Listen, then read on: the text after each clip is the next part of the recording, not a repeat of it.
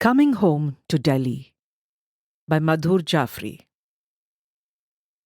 It is probably at dawn and dusk that Delhi offers the most beautiful part of itself. I remember as a child going away from Delhi and my grandfather's house on holidays to hill stations. When we returned, it was always a night journey by train. My mother would shake us awake as we neared the Yamuna River. Delhi lay just beyond it.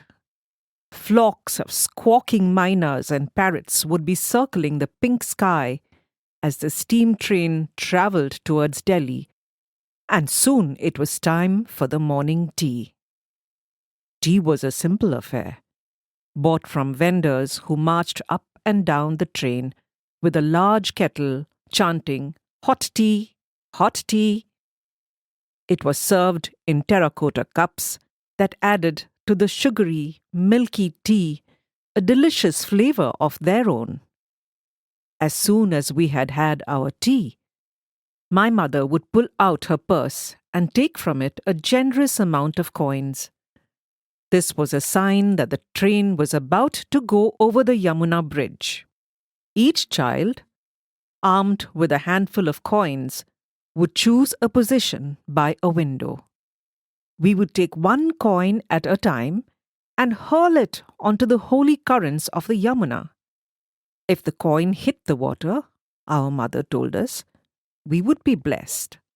If it hit a washerman beating clothes on a sandy island or the bridge, then no blessings could be expected.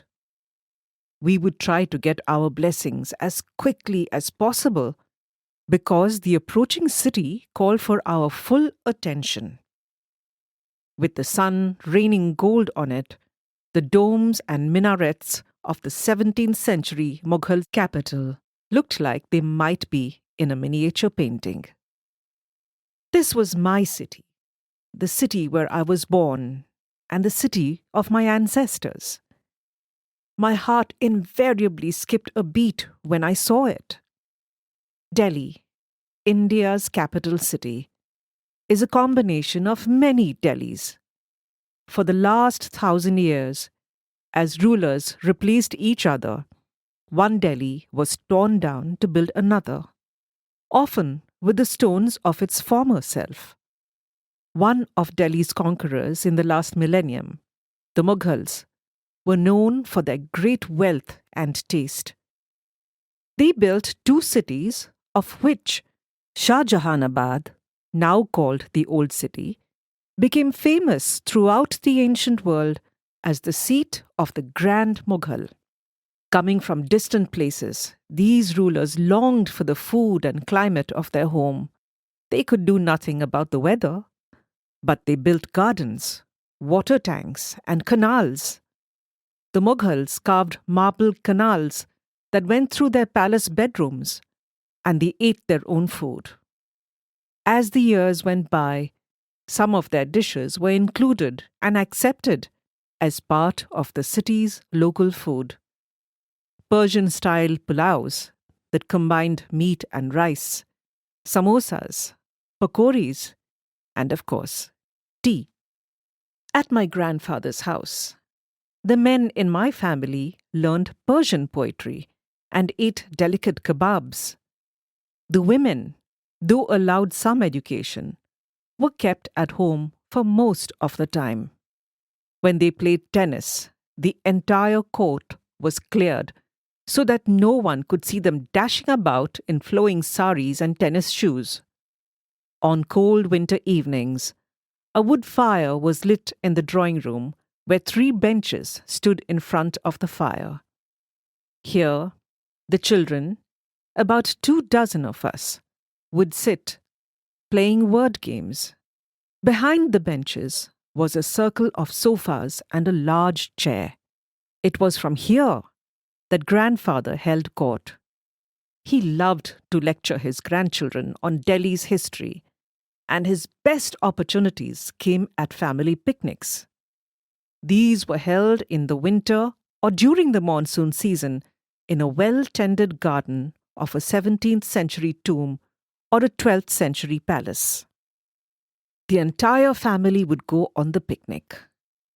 During my childhood, it never occurred to me that families could come in sizes smaller than 30 people, swelling easily to a few thousand at the mention of a wedding. Preparations for the picnic would begin early in the morning. Potatoes in a hot tomato sauce, golden puris, warm, moist meatballs, and jars of pickles would be packed, along with fruit, in large baskets. 2 cars would stand ready, gleaming in the sun. The art of getting 30 people into 2 cars had long been mastered. The first layer consisted of short ladies and teenagers. On their laps went the second layer, consisting of 10 to 12-year-olds. The third layer consisted of all those below the age of 10. The tall men sat in the front seat. On their laps sat the 10 to 12-year-olds holding the baskets and pots that could not be stuffed into the trunk. Once we reached the gardens of the Qutb Minar, the children would rush to climb the sandstone tower while the picnic was laid out on a large cotton sheet. Once we saw all the food laid out, we would thunder down the hundreds of steps, jostling and competing to get there first. The foods and places of my childhood can still be found in Delhi. Mornings still start in a haze of familiar smoke sent skyward by millions of stoves and cookers. In those early hours, potatoes and peas are combined with ginger, turmeric, and green chilies. Chapatis are cooked over hot fires, buttered, and stacked with the vegetables and a piece of mango pickle in a tiffin carrier, to be carried by many people on their way to schools and offices, just as I did on my way to school in Delhi.